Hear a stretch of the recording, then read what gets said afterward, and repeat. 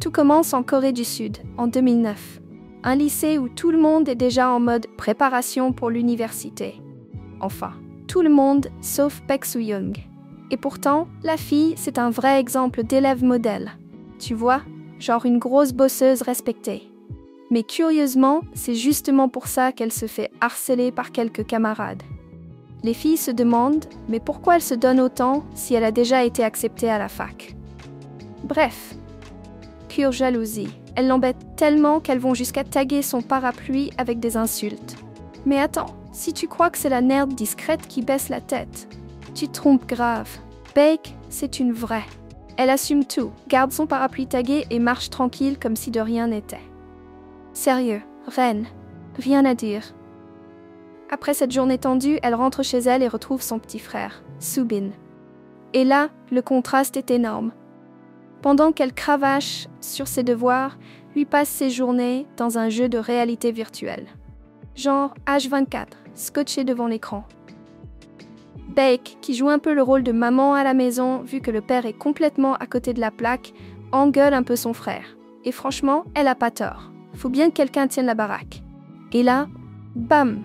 Petit retournement de situation. Soobin lui avoue qu'il veut devenir le meilleur dans le jeu parce qu'il pense que sinon, ses potes vont continuer à se moquer de lui.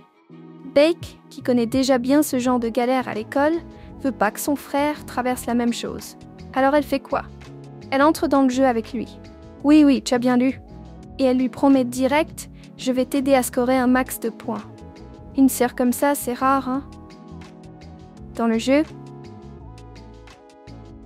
elle crée un avatar stylé de ouf et débarque direct dans une sorte de forêt. Tout allait plutôt bien, jusqu'à ce qu'un loup surgisse de nulle part et fonce droit sur elle. Mais t'inquiète, c'est pas fini. Un joueur nommé Ban Ju-yeom débarque de nulle part et la sauve comme un vrai héros. Franchement, ce moment méritait une bande-son romantique derrière. Et là, ça commence à chauffer. D'autres loups débarquent et les deux s'allient pour les dégommer version gamer. Ils combinent leurs pouvoirs et finissent par gagner. Easy. Et vous jouez à des jeux sur téléphone ou sur PC?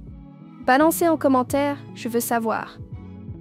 Bref, Ju-yeom finit le combat avec la vie presque à zéro. Et tu sais ce que Baek fait? Elle lui donne une partie de son énergie pour le sauver. Genre, c'est toujours un jeu, ou bien on est déjà dans un drama romantique déguisé? Après ça, ils atterrissent dans un village dans le jeu où ils rencontrent d'autres joueurs. Baek est un peu gênée parce qu'elle se rend compte qu'elle est loin d'avoir leur niveau. Les autres jouent depuis des années. Petit moment de doute, tu vois. Pendant une discussion, elle finit par avouer qu'elle joue avec le compte de son frère et explique toute sa situation familiale. Les autres comprennent, et bim! Ça commence à les shipper avec Ju-yeom. Ils feraient trop un couple mignon. Et franchement, pas faux. Moi aussi, j'étais déjà à fond dans le ship sans m'en rendre compte. Avec le temps, ils deviennent de vrais potes. Elle s'ouvre un peu, raconte sa vie, pendant que lui reste plus discret. Il lui dit qu'il a rejoint le jeu pour se faire des amis, parce que dans la vraie vie, il galère grave à sociabiliser. Comme beaucoup d'entre nous, non? Et puis là, gros crush. Baek commence à craquer pour lui, même sans jamais avoir vu son visage, vu qu'il porte un costume fermé dans le jeu. Ils finissent même par s'appeler pendant les cours de Baek et elle est toute gaga rien qu'en imaginant le rencontrer en vrai. Et qui sait, peut-être même lui demander de sortir avec elle dans la vraie vie. Oh là là! Est-ce que ça va se passer? Après un moment à jouer ensemble, les joueurs décident de se rencontrer et end. Et là, ma pote, Baek prend une claque. Elle se rend compte qu'elle est la plus jeune du groupe, genre la seule encore au lycée. Les autres? Tous des adultes vieux routiers du jeu. Et ça, c'est même pas le plus gros choc du jour. Le vrai moment qui fait mal, c'est quand Ju-yeon arrive. Oui, le crush du jeu, le chevalier mystérieux est trop classe. Sauf que dans la vraie vie, il est méconnaissable. Il n'a rien à voir avec son avatar, ni le style, ni la vibe. Le gars est super maladroit socialement, du genre que tu veux planquer sous la table. Bon, au moins, il avait prévenu. Et ça, on respecte. Mais les choses partent vraiment en vrille quand Ju-yeon emmène tout le monde au karaoké. Ce qui devait être un moment chill vire au cauchemar. Il chante super mal, bouge dans tous les sens et en plus essaie de draguer Baek, qui crève de honte.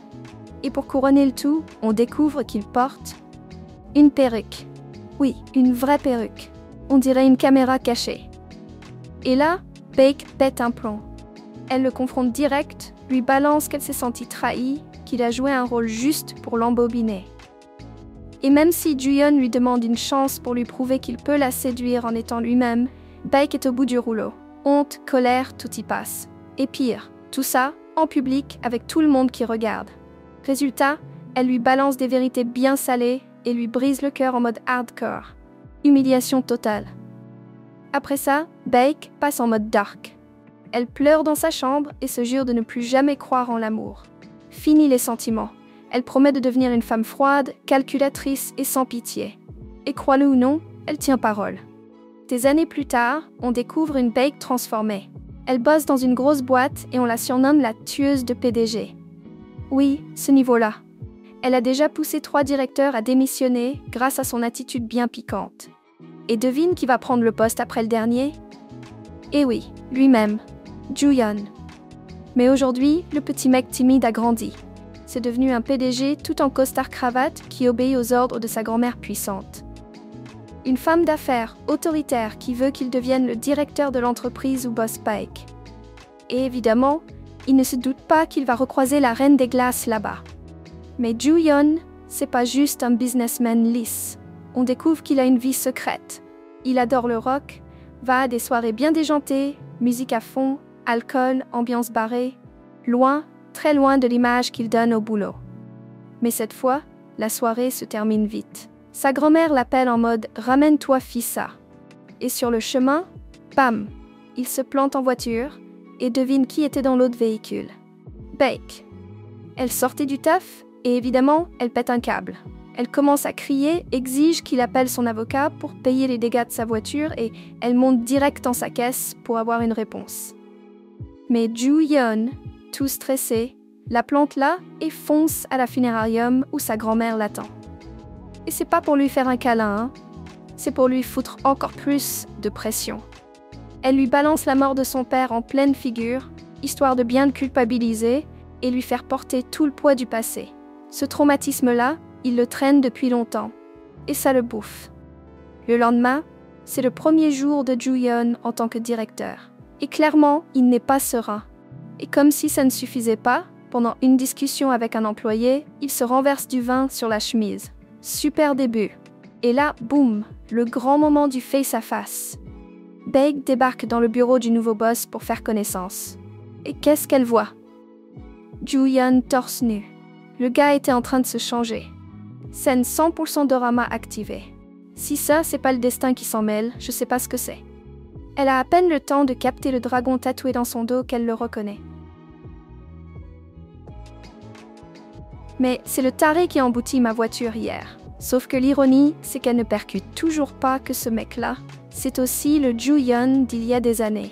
Le crush du jeu, le mec du karaoké, le gars à la perruque. Rien ne lui revient. Évidemment, le malaise est total. Il parle vite fait de l'accident, mais comme aucun des deux ne veut de drame au boulot, il passe un deal.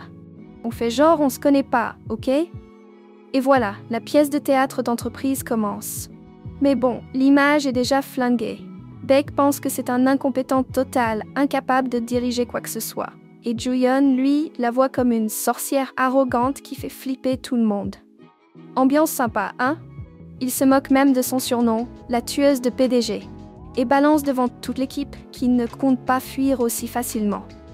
Si elle veut l'éjecter, elle va devoir s'accrocher. Et là, d'un coup, Ju-yeon se balade en ville et tombe sur un casque d'astronaute ultra rare dans une boutique de gadgets. Et bien sûr, en bon nerd collectionneur, il veut l'acheter. Mais il y a un petit hic. Il l'arrache des mains d'un gamin. Oui, bagarre adulte-enfant pour un jouet, 100% réel. Et bien sûr, qui est là pour assister à la scène? Bake elle-même. La tête de Ju-yeon à ce moment-là, mec, il aurait préféré disparaître. Il fait tout pour cacher cette facette plus alternative de lui-même, par peur de casser l'image lisse que sa famille lui impose. Et s'il y a bien une personne qui ne veut pas voir ça, c'est Bake. Il pense même à la virer, juste pour se débarrasser d'elle. Mais problème, selon les grands chefs, Bake est irréprochable. Un peu piquante, oui, mais sérieuse, pro, efficace. Sans raison valable, impossible de la virer. Alors Juyeon se met en mode stratège. Si je peux pas la foutre dehors, je vais la pousser à démissionner. Plan numéro 1. La piéger en réunion avec des questions de malade. Mais surprise, Baek gère de ouf. Elle connaît tout. L'entreprise, les concurrents, les process, l'historique, une encyclopédie vivante. Le genre à lire même les notices des médicaments. Personne peut la stopper.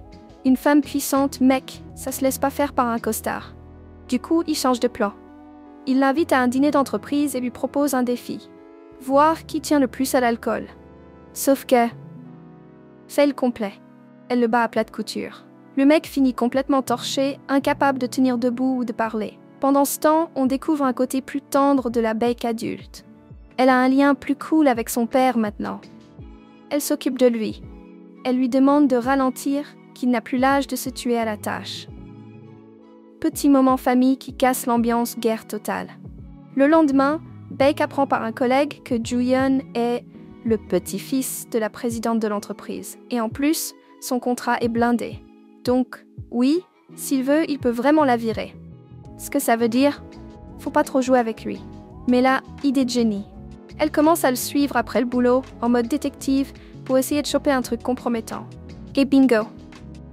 Elle le surprend en train de se changer dans sa voiture. Il enlève le costard, enfile une tenue rock'n'roll bien stylée et devine où il va. Dans un club de rock. Et là, elle découvre l'autre version de Juyeon. Celui sans pression, sans famille sur le dos, celui qui vit. Un autre gars plus vrai. Et bien sûr, elle sort direct son téléphone. Clic, clic, clic. Plusieurs photos. Mode chantage on. Si tu me vires ou tu me forces à partir, je balance ces photos de toi en mode rocker, déchaîné partout. Voilà le message que Baek lui envoie avec les clichés en pièces jointes. Oui, elle n'a pas tremblé. Froid, sec, zéro pitié. Chantage au max. Et devine quoi? Il débarque chez elle. Il frappe et surprise, il ne vient pas pour se battre. Il l'invite à dîner. Oui.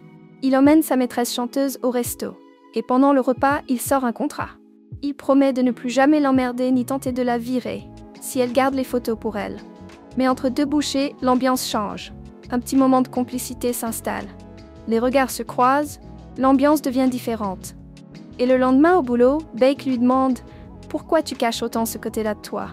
Genre, c'est quoi le souci d'aimer le rock, de s'habiller autrement, de vivre ta vie? Tu fais de mal à personne. Et là, il craque un peu. Il lui confie que dans sa famille, il n'y a pas de place pour la liberté. Cette image parfaite, posture impeccable, pression H24 pour être l'héritier idéal. Tu crois que c'est facile? Pas du tout. Après ça, il l'invite à un gala d'affaires, blindé de types en costard. En vrai, il voulait se sentir un peu moins mal à l'aise au milieu de toute cette fausse élite. Mais il avait aussi trop envie de voir Baek habillée chic, et bien sûr, c'est lui qui lui achète une robe sublime. Et quand elle débarque, wow! Glamour à mort. Quelle femme! Mais bon, pas tout est rose. À la fête, les VIP commencent à le piquer en disant qu'il est là juste parce que c'est le petit-fils chouchou de la boss et qu'il n'a aucun vrai talent. Pic de jaloux. Et là, c'est le pic du drama. Un des riches tente de draguer Baek et comme elle l'envoie balader, il commence à devenir agressif. Et qui surgit pile à temps? Le héros du rock, Juyeon. Il le pousse direct dans la piscine et regarde Baek avec un air trop doux en mode « Viens, on se tire de cet endroit bidon. Allons dans un coin tranquille, juste nous deux. » Et si t'es là en train de te demander ce qui va se passer entre ces deux-là, ou comment ils vont réagir quand ils vont enfin capter qu'ils se connaissent depuis des années, bah laisse ton com parce que cette histoire, elle fait que commencer.